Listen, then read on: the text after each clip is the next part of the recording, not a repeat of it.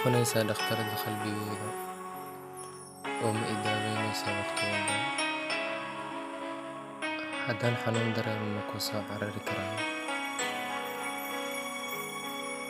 Sidaynu ognahay, dareenka iyo jacaylka waa shay cajiib badan. Aniguna waxaan jeclahay inaan qalbigaaga keliya ku noolaado. Farxaddaydu waa adiga, horumarkaygu waa adiga, guushaydu waa adiga. Si kan walbana qalbigaygu wuxuu dareemaa inuu kuu baahan yahay. Waxaan jeclahay habeenkii markaan dhinaca dhulka dhigo inaan codkaaga ku raaxaysto. Codka keliya ugu dambeeya aan dhegeysanayana waxaan jeclahay inuu codkaaga noqdo.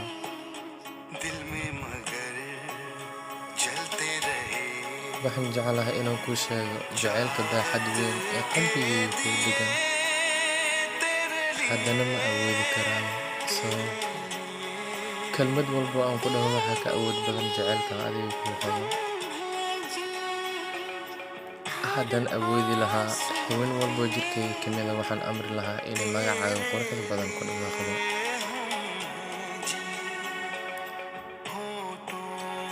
Waxaan kaga fikiraa sida nafteyda, waxaan kuu jeclahay sida nafteyda.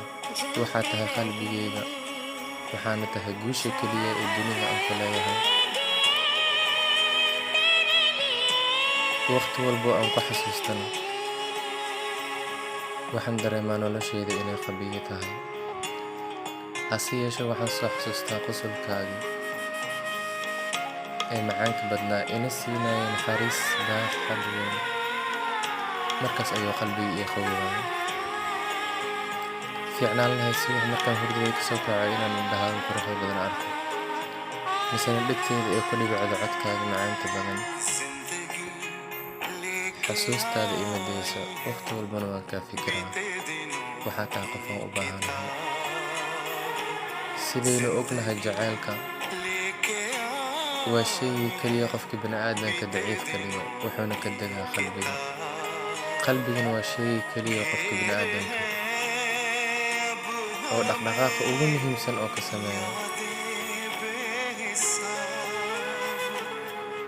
Ma bayaanin karo quruxdaada, bilicdaadana ma soo bandhigi karo.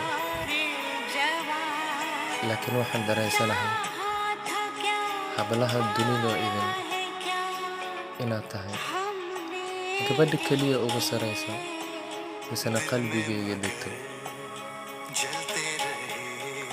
Waxaan jeclahay farxadaada, waxaan jeclahay inaan ku siiyo nolol qurux badan, iftiin badan, weliba naxariis badan. Aniguna waxaan jeclahay inaan dareemo waqti walba inaan ku filanahay farxadaada.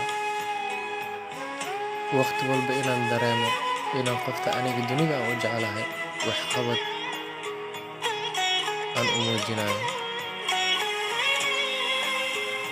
Ha i dhaawicin, ha i xanuujinin, fikir iyo murugana ha igu beerin.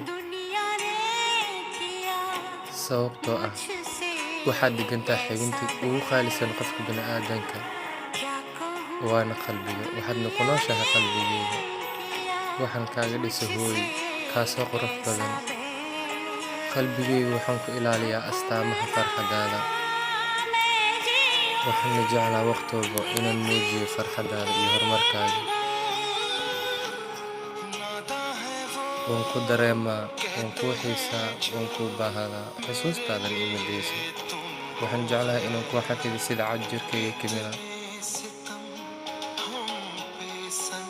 Waxaadna ku xiran tahay koontaroolka wadnaheyga, waayo waqti walba ku soo xasuusto dhaqdhaqaaqa wadnaheyga wuu sii ziyaadaa. Fikiran kaaga ahayn mahayo, xusuusantaada ahayn mahayo. Waxaa tahay qofta keliya aan u baahanahay oo waqti walba qalbigeyga ku dhex nool, aanan marnaba aanan ka bixin.